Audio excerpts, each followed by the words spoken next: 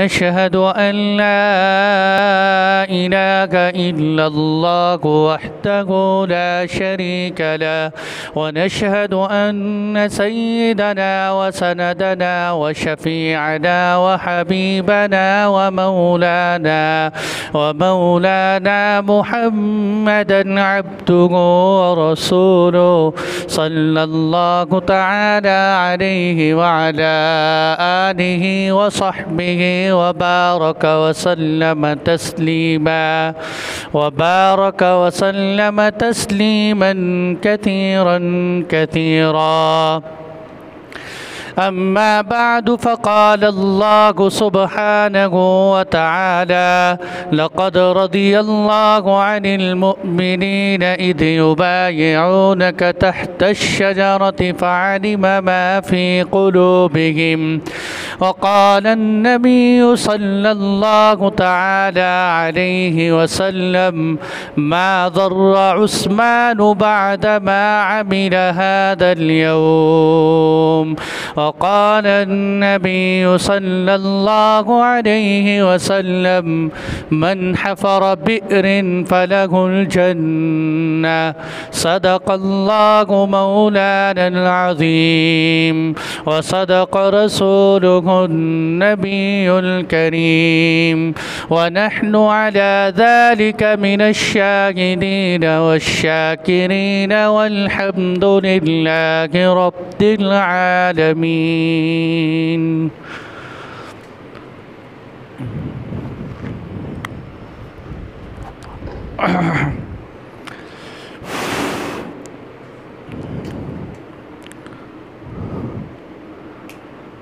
मोहतरम बुज़ुर्गों और दोस्तों और साथियों, गुज़िश्ता कई जुमों से हमने सहाबा किराम की सीरत का एक सिलसिला शुरू कर रखा है। पहले सैयदना अबू बकर सिद्दीक़ रज़ियल्लाहु अन्हु की अज़मत व किरदार और उनकी वफ़ात का तज़किरा हुआ। उसके बाद सैयदना उमर फ़ारूक़ रज़ियल्लाहु अन्हु का तज़किरा हुआ। आज तीसरे नंबर पर और खिलाफत के तीसरे ताजदार, अदीम शहादत के शाहकार, दामाद रसूल सैयदना उस्मान इब्न अफ़्फ़ान रज़ियल्लाहु अन्हु की अज़मत व सीरत का तज़किरा करूँगा।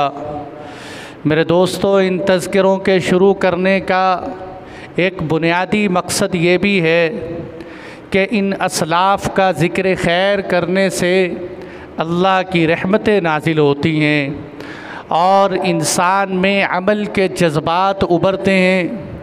और इन असलाफ़ के कारनामों का तज़किरा करना इसलिए भी ज़रूरी है ताकि हमारी नई नस्ल अपने असलाफ़ के कारनामों से हर्फ ब हर्फ वाकिफ़ हो जाए। और ये किस कदर दुख की बात है कि आज हमारे नौजवान बल्कि बाशऊर बच्चे भी गुलकारों, फ़िल्मी अदाकारों और क्रिकेटरों के हालात से तो हर्फ ब हर्फ वाकिफ़ होते हैं, लेकिन इस्लाम के मुहसिन और मिल्लत इस्लामिया के अज़ीम हीरों के तज़किरों से वाकिफ़ नहीं होते।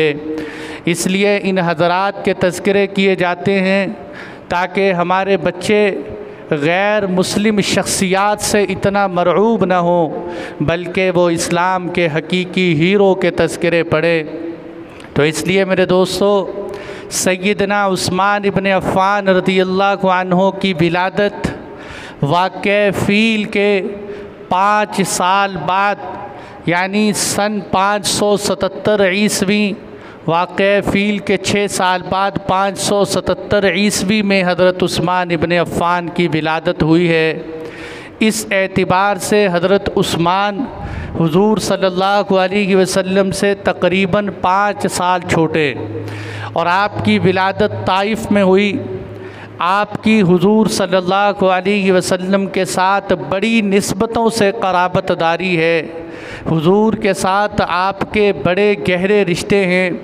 सबसे पहले आपके वालिद के एतबार से आपका हुज़ूर से रिश्ता कि हज़रत उस्मान का सिलसिला नसब उस्मान बिन अफ़्फ़ान बिन अबिल आस बिन उमैया बिन अब्द शम्स बिन अब्द मुनाफ। ये अब्द मुनाफ पर आकर हुजूर सल्लल्लाहु अलैहि वसल्लम से शजर नसब मिल जाता है।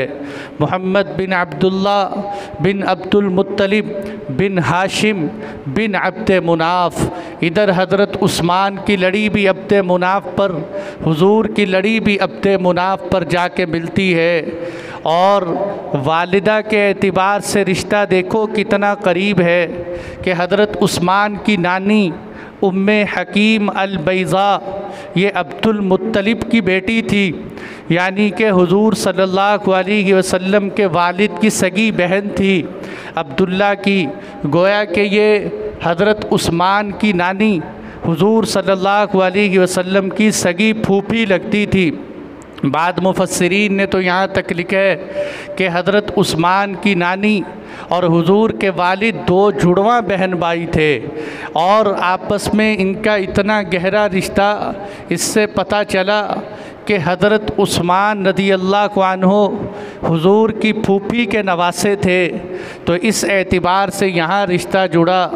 और तीसरे रिश्ते का तो कहना ही क्या कि हुजूर सल्लल्लाहु अलैहि वसल्लम ने अपने दामाद होने का शरफ़ भी हज़रत उस्मान को अता फ़रमाया कि अपनी एक बेटी हज़रत रुक़ैया हज़रत उस्मान के निकाह में दी।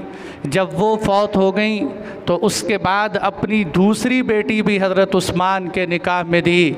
यानी हज़रत उस्मान रज़ियल्लाहु अन्हु को हुजूर के दोहरे दामाद होने का शरफ़ हासिल है। और ये बात सुनकर आपको हैरत होगी कि सय्यदना आदम अलैहिस्सलाम से लेकर हुजूर सल्लल्लाहु अलैहि वसल्लम तक तकरीबन 1.25 लाख अंबिया किराम आए हैं।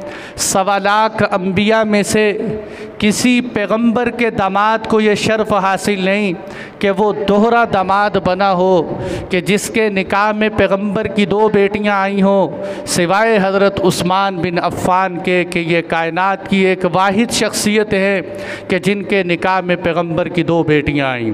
तो ये बड़ी क़राबतदारी हज़रत उस्मान बिन अफ़्फ़ान को, इसलिए ये बातें हमें याद रखनी चाहिए। जब बंदा इन हस्तियों के इन तज़किरों को याद रखता है तो फिर बंदे को नफ़रत नहीं आती, फिर गलत फहमियाँ पैदा नहीं होती। जब बंदा बात करता है तो सोच के करता है कि हज़रत उस्मान की हुजूर से रिश्तेदारी क्या है। और इसी तरह जब सय्यदना उस्मान इब्न अफ़्फ़ान रज़ियल्लाहु अन्हु ज़माने जाहिलियत में भी आपने कभी शराब नहीं पी, ज़माने जाहिलियत के अंदर भी आप फरमाते हैं मैंने कभी ज़िना नहीं किया, ज़माने जाहिलियत के अंदर भी मैंने कभी गाना नहीं सुना, और फरमाते थे ज़माने जाहिलियत के अंदर कभी गाना सुनने की तमन्ना भी दिल में पैदा नहीं हुई। ये लोग कि जिनके सीने इस्लाम से पहले भी फितरत के मुताबिक साफ़ सुथरे थे, अल्लाह उनको इस्लाम के लिए चुनता है। और अरबों के अंदर आप बहुत बड़े ताजिर थे। अरब आपसे इतनी मोहब्बत करते थे कि जब कुरैश की औरतें बच्चों को लोरियां देती तो सुलाते हुए कहा करती थी उहिब्बुका हुब्बा लिकुरैश उस्मान, क्या बेटे तू सो जा, हम तुझसे ऐसे मोहब्बत करते हैं जैसे कुरैश उस्मान से मोहब्बत करते हैं। ऐ बेटे सो जा, हम तुझसे ऐसे मोहब्बत करते हैं जैसे कुरैश उस्मान से मोहब्बत करते हैं। ज़माने जाहिलियत के अंदर भी अल्लाह ने आपको बड़ा रुतबा अता फ़रमाया था। जब आपकी उम्र मुबारक 34 साल हुई, हज़रत उस्मान की उम्र मुबारक जब 34 साल हुई तो उस वक़्त मक्के के अंदर तौहीद की सदा बुलंद हुई। ये तौहीद की सदा, ये तौहीद का नारा एक ऐसा नारा था कि जिससे अरब नामानूस थे कि ये एक अजीब आवाज़ है। उन्होंने इस आवाज़ को कबूल करने की बजाय इसको दबाना शुरू कर दिया, इसकी मुखालफत शुरू कर दी। लेकिन सैयदना अबू बकर सिद्दीक़ जब इस्लाम ले आए तो इस्लाम लाने के बाद हुजूर के दाई बनकर सुबह शाम इस्लाम का परचम लहराया करते थे। हज़रत अबू बकर सिद्दीक़ रज़ियल्लाहु अन्हु हज़रत उस्मान बिन अफ़्फ़ान से जाकर मिले, कहने लगे उस्मान इस्लाम की दावत कबूल कर लो। हज़रत उस्मान हज़रत अबू बकर सिद्दीक़ की दावत पर मुसलमान हुए। तो इससे पता चला कि हज़रत अबू बकर सिद्दीक़ रज़ियल्लाहु अन्हु की शख्सियत ख़ुद बाकमाल थी, लेकिन आपकी दावत पर बड़े बड़े सहाबा इस्लाम लाए, जिनमें से हज़रत उस्मान बिन अफ़्फ़ान भी थे कि अभी बैठे आप उनको दावत दे रहे हैं। हज़रत उस्मान रज़ियल्लाहु अन्हु ऐसे बैठे सुन रहे थे जैसे पहले से ही तैयार होते हैं इस्लाम कबूल करने के लिए। आपने फरमाया, अबू बकर चलो उठो, मुझे हुजूर के दरबार में ले चलो, हुजूर की ग़ुलामी में ले चलो।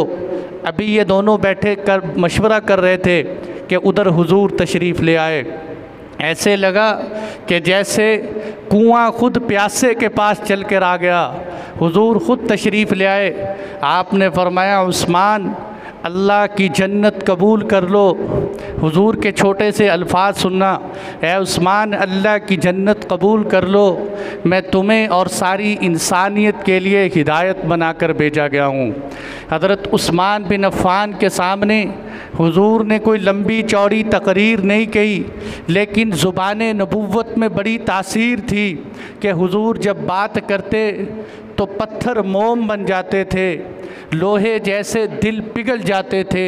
ये तो हज़रत उस्मान बिन अफ़्फ़ान का दिल था कि जो पानी से भी ज़्यादा नरम था, रेशम से भी ज़्यादा मुलायम था। और जब हज़रत उस्मान बिन अफ़्फ़ान फरमाते हैं कि हुजूर के इन सादा और साफ़ जुमलों में खुदा जाने क्या तासीर रखी थी कि हुजूर ने मुझे सिर्फ़ इतना ही कहा कि उस्मान अल्लाह की जन्नत कबूल कर लो, मैं तुम्हें और तुम्हारी सारी इंसानियत के लिए हिदायत बनाकर भेजा गया हूँ। हुजूर के इन अल्फाज में इस कदर तासीर थी कि मेरी ज़ुबान पर कलमे शहादत जारी हो गया और मैंने हुजूर के हाथों में हाथ देकर मुसलमान हो गया। हज़रत उस्मान बिन अफ़्फ़ान रज़ियल्लाहु अन्हु यूँ मुसलमान हुए। लेकिन कैसा इस्लाम कि इस्लाम लाते ही हुजूर की नज़रों में जचते चले गए और इस्लाम लाते ही इस्लाम के अंदर तरक्की करते चले गए। हज़रत उस्मान बिन अफ़्फ़ान चौथे नंबर पर मुसलमान हुए। पहले हज़रत अबू बकर सिद्दीक़, हज़रत अलीउल मुर्तज़ा, हज़रत ज़ैद बिन हारिसा, चौथे नंबर पर इस्लाम लाने वाले हज़रत उस्मान बिन अफ़्फ़ान हैं। और अल्लाह ने खिलाफत में भी आपको तीसरा नंबर अता फ़रमाया कि इधर इस्लाम लाने में चौथे नंबर पर, लेकिन खिलाफत के अंदर तीसरे नंबर पर आए। और इस्लाम लाते ही कैसा इस्लाम लाए कि हुजूर सल्लल्लाहु अलैहि वसल्लम ने अपना दामाद बना लिया। मेरे दोस्तों, आज हम किसी को अपना दामाद बनाते हैं तो दामाद बनाने से पहले कितनी तहकीक करते हैं, उसके हालात का जायज़ा लेते हैं, उसकी अच्छी और बुरी आदतें देखते हैं, उसके सिलसिले नसब को देखते हैं। तो क्या हुजूर ने जब अपनी बेटी दी होगी तो उस्मान के हालात का जायज़ा नहीं लिया होगा? बड़े बदबातिल हैं वो लोग जो हज़रत उस्मान बिन अफ़्फ़ान पर उंगलियां उठाते हैं। हकीकत में वो हज़रत उस्मान पर उंगली नहीं उठाते बल्कि रसूलुल्लाह पे उंगली उठाते हैं, इसलिए कि वो ये कहते हैं कि जब हम रिश्ता तलाश करते हैं तो हम तो देख सोच के तलाश करते हैं, और हुजूर ने जब हज़रत उस्मान को रिश्ता दिया तो देख कर भी रिश्ता नहीं दिया। नहीं मेरे दोस्तों, गिरे से गिरा पड़ा भी शख्स हो, उसके अंदर गैरत मौजूद हो तो वह अपनी बेटी का रिश्ता देते हुए ज़रूर देखेगा कि कोई अच्छा घर हो, बाद में बेशक हालात जैसे कैसे भी हो जाएं। हुजूर ने सिर्फ़ एक बेटी नहीं दी बल्कि 2 बेटियां हज़रत उस्मान के निकाह में देकर फरमाया, ए उस्मान अगर मेरे पास 40 बेटियां होती तब भी मैं तेरे निकाह में दे देता। और एक रिवायत के मुताबिक, ए उस्मान अगर मेरी 100 बच्चियाँ होती तो मैं तब भी एक एक करके तेरे निकाह में दे देता। चुनाचे हज़रत उस्मान बिन अफ़्फ़ान का हुजूर की लख्ते जिगर ये दूसरे नंबर पर, हुजूर की पहले नंबर पर बेटी हज़रत ज़ैनब है, दूसरे नंबर पर हुजूर की बेटी हज़रत रुक़ैया है। ये बेटी के एतिबार से दूसरे नंबर पर है, लेकिन विलादत और औलाद के एतिबार से तीसरे नंबर पर है, इसलिए कि पहले हज़रत ज़ैनब है, बीच में हज़रत कासिम है और तीसरे पे हज़रत रुक़ैया है। ये हज़रत रुक़ैया जो हुज़ूर की लख्ते जिगर थी, आपने इनका निकाह हज़रत उस्मान बिन अफ़्फ़ान से पहले अबू लहब के बेटे उतबा के साथ किया था। अबू लहब, और ये अबू लहब सगा चचा लगता था, गोया के चचे के घर में वहाँ आपने अपनी बेटी का निकाह किया था उतबा के साथ। लेकिन इधर क्या हुआ, अभी रुखसती नहीं हुई थी, निकाह हुआ था। उतबा के साथ हज़रत रुक़ैया का रिश्ता हुआ, उतैबा के साथ हज़रत उम्मे कुलसूम का रिश्ता हुआ, निकाह हुआ था, रुखसती नहीं हुई कि इधर अबू लहब ने हुजूर की गुस्ताखी कर दी। हुजूर की गुस्ताखी करने के बाद अल्लाह ने कुरान में सूरतुल लहब उतार दी, तब्बत यदा अबी लहब व तब मा अग़ना अन्हु मालुहु व मा कसब। जब ये सूरत उतरी तो अबू लहब अपने बेटे को जाके कहने लगा उतबा, मेरा तुमसे बात करना उस वक़्त तक हराम है जब तक तू हुजूर की बेटी को तलाक़ न दे दे। जाओ जाकर हुजूर की बेटियों को तलाक़ दे कर आओ। इधर हुजूर सल्लल्लाहु अलैहि वसल्लम हरम के सहन में बैठे हुए हैं। मोहम्मद मुस्तफ़ा सल्लल्लाहु अलैहि वसल्लम का सीना देखिए मेरे दोस्तों, दीन की खातिर कैसी कैसी मुशक्क़तें महबूब ने बर्दाश्त की हैं। उतबा और उतैबा जो अबू लहब के बेटे थे, हुजूर के सामने आए, बड़ी मजलिस के अंदर हुजूर की दोनों बेटियों को तलाक़ें देकर चले गए। हुजूर सल्लल्लाहु अलैहि वसल्लम बैठे सुन रहे हैं, महबूब के सीने पे क्या गुज़री होगी जब उन दो बदबख्तों ने उस वक़्त हुजूर के सामने दोनों को तलाक़ें दी भरी मजलिस के अंदर। लेकिन हुजूर सल्लल्लाहु अलैहि वसल्लम ने सब्र किया, बर्दाश्त किया। और मेरे दोस्तों, ये किसी और वजह से नहीं कि अखलाकी गिरावट हो, सिर्फ़ और सिर्फ दीन की वजह से हुजूर की बेटियों को तलाक़ें हुई। और आप सल्लल्लाहु अलैहि वसल्लम ने के सब्र की वजह से इधर ज़मीन का निज़ाम चल रहा था, उधर आसमानी निज़ाम चल रहा था। अबू लहब ने सोचा था कि मैं बेटियों को तलाक़ देकर हुजूर को परेशान कर दूंगा, लेकिन उधर अल्लाह भी चाहते थे कि मैं इन ज़ालिमों से छुड़ाकर महबूब तेरी बेटियों के रिश्ते बेहतरीन घर में पहुंचाऊंगा। उसी वक़्त हज़रत उस्मान बिन अफ़्फ़ान ने अपना रिश्ता भेजा अल्लाह के नबी के पास। आपने हज़रत रुक़ैया का निकाह हज़रत उस्मान इब्न अफ़्फ़ान से किया, और ऐसा रिश्ता कि हज़रत उस्मान गनी कुरैश में इंतहाई खूबसूरत थे और हुजूर की बीवी हज़रत उस्मान से खूबसूरती में कम न थी। उस वक़्त के लोगों ने ये कहा कि अहसनु ज़ौजैन रआहुमा इंसानु, किसी शायर ने देखकर उस वक़्त कहा अहसनु ज़ौजैन रआहुमा इंसानु रुक़िय्यतु व ज़ौजुहा उस्मानु। अगर ज़मीन पे किसी ने बेहतरीन जोड़ा देखा है तो वो रुक़ैया और उस्मान का जोड़ा है, जो सबसे बेहतरीन जोड़ा है। ये ख़ूबसूरत के एतबार से बेहतरीन जोड़ा जब अपने घर रवाना हुआ, हुजूर तशरीफ़ लाए। एक दिन हज़रत रुक़ैया हज़रत उस्मान के सर को धो रही थी। आपने फरमाया, बेटी मेरे उस्मान का ख्याल रखा करो, ये अखलाक में मेरे मुशाबे है। मेरे उस्मान का ख्याल रखा करो, ये अखलाक में मेरे मुशाबे है। फिर उधर हालात मैंने जैसे बताया कि जो इस्लाम कबूल करता उसके ऊपर मुशक्क़तें शुरू हो जाती। हज़रत उस्मान को किसी और ने नहीं, आपके सगे चचा हकम बिन अबिल आस ने हज़रत उस्मान को बेड़ियों में बांध कर मारना शुरू कर दिया। जब तकलीफ़ें हद तक पहुँच गईं, हुजूर ने फरमाया कि ऐ उस्मान, तुम हबशा की तरफ हिजरत कर जाओ। हज़रत उस्मान अपनी बीवी हज़रत रुक़ैया को लेकर हबशा की तरफ हिजरत के लिए गए। ये हबशा बहुत दूर था। अगर हबशा को समझना हो तो आज के दौर में हबशा को एथोपिया कहते हैं। ये अफ्रीका का सबसे बड़ा मुल्क है एथोपिया, यानी अंदाज़ा करो कि सऊदी अरब से अफ्रीका के जनूब तक एथोपिया में कितना सफ़र बनता है। आपने फरमाया वहाँ चले जाओ, वहाँ नज्जाशी एक नेक सीरत इंसान है, उसके मातहत किसी पर जुल्म नहीं होता। ऐ उस्मान, तुम हिजरत के लिए चले जाओ। हज़रत उस्मान रज़ी अल्लाह अन्हु ने अपनी बीवी को साथ लिया और हिजरत की। ये मेरे दोस्तों हक़ व सदाक़त का पहला काफ़िला था कि जिन्होंने अल्लाह और अल्लाह के रसूल की मोहब्बत के लिए वतन को भी छोड़ दिया। उलमा फरमाते हैं हज़रत इब्राहीम और हज़रत हाजिरा के बाद ये पहला जोड़ा है कि जिन्होंने इकट्ठे इस्लाम की खातिर वतन को छोड़ा है। कि हज़रत उस्मान हुजूर की अहलिया के साथ हबश की तरफ हिजरत कर गए और जब वहाँ से वापस आए पता चला, वहाँ किसी ने अफवाह उड़ा दी कि कुरैश के सारे लोग मुसलमान हो गए। जब वो वहाँ से वापस मक्का मुकर्रमा पहुँचे तो पता चला कि वो ख़बर तो झूठी थी, कुरैश तो इस्लाम नहीं लाए। आपने फरमाया कोई बात नहीं उस्मान, इंतज़ार करो। मदीना मुनव्वरा की हिजरत आ गई। जब मदीना मुनव्वरा हिजरत करके पहुँचे तो वो जो सफ़र इतना लंबा था, उस सफ़र की वजह से हुजूर की बेटी हज़रत रुक़ैया बीमार हो गई थी। जब जंगे बदर की बारी आई तो जंगे बदर के अंदर हुजूर की बेटी बीमार थी, इसलिए आपने फरमाया उस्मान तुम मेरी बेटी का घर में रहकर ख्याल रखो। हज़रत उस्मान घर में जो है हज़रत हुजूर की लख्ते जिगर के पास थे।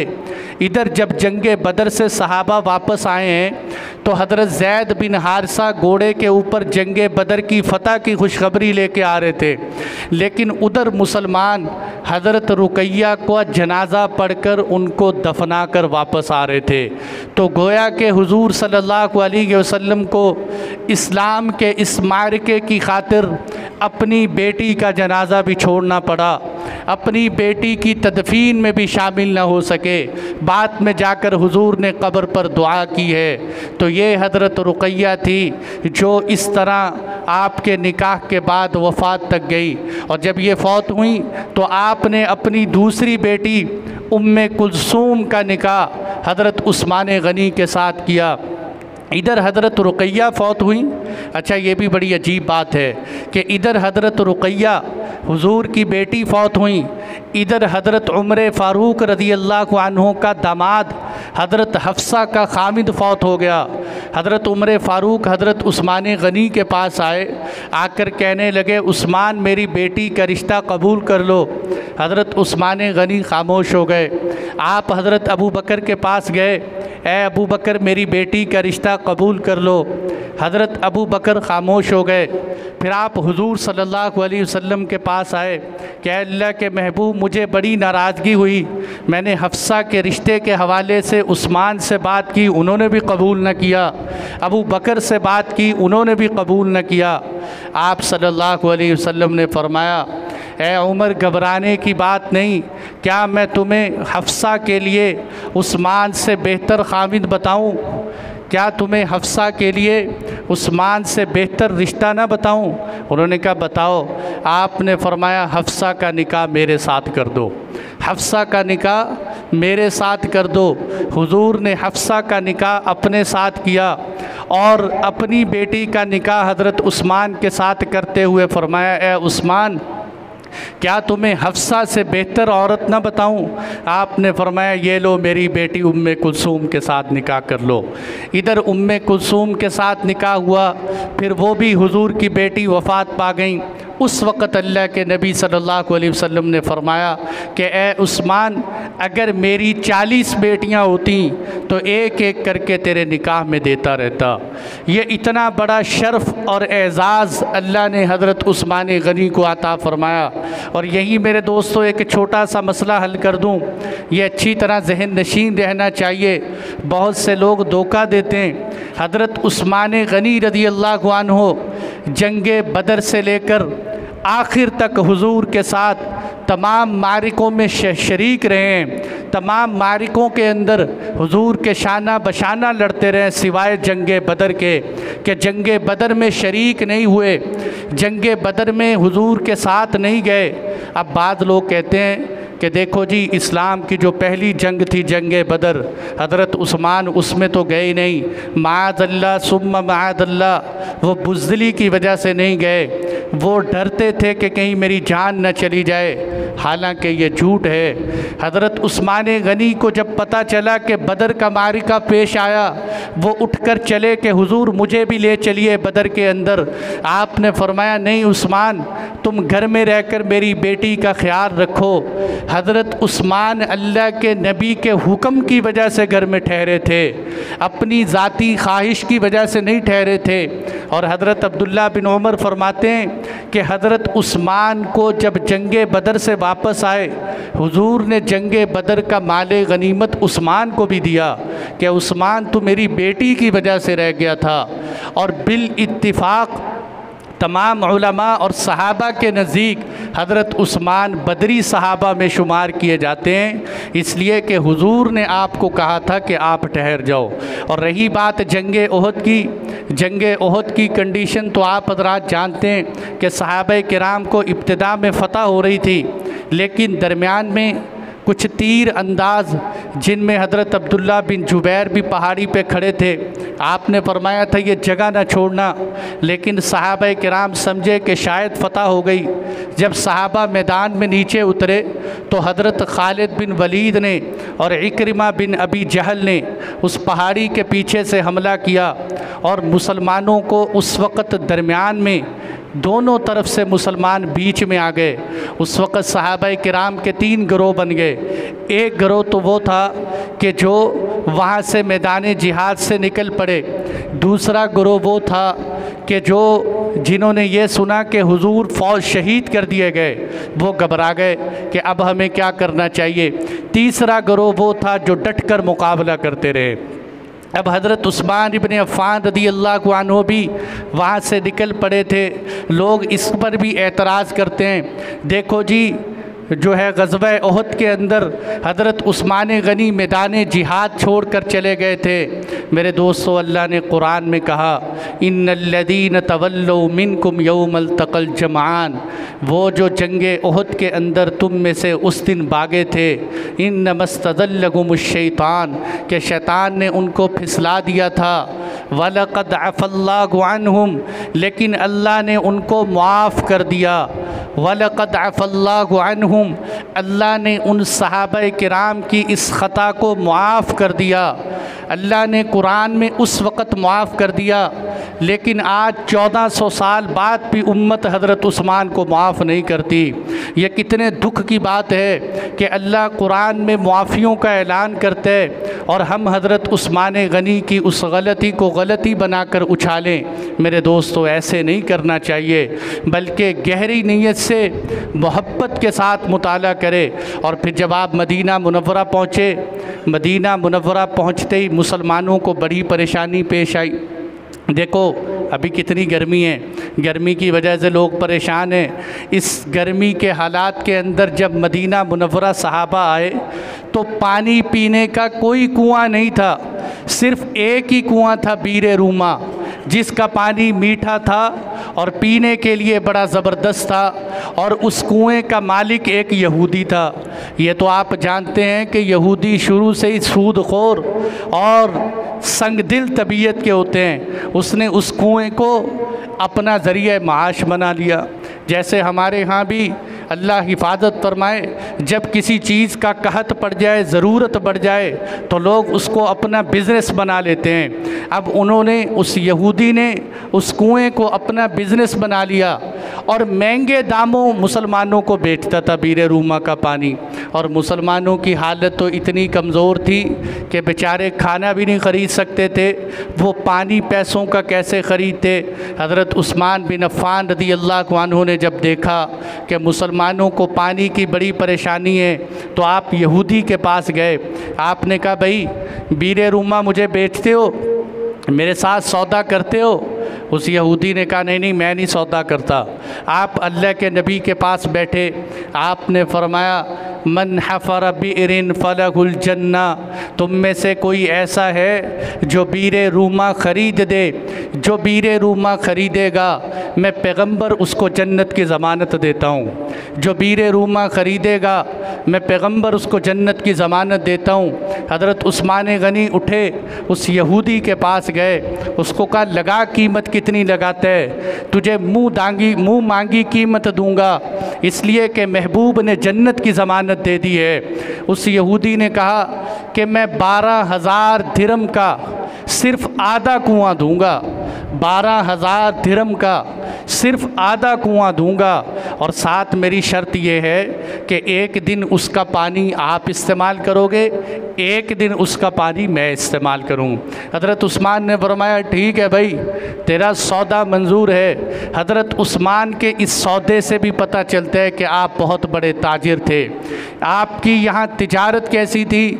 आपने फरमाया ठीक है मैं आधे पे भी राज़ी हूँ।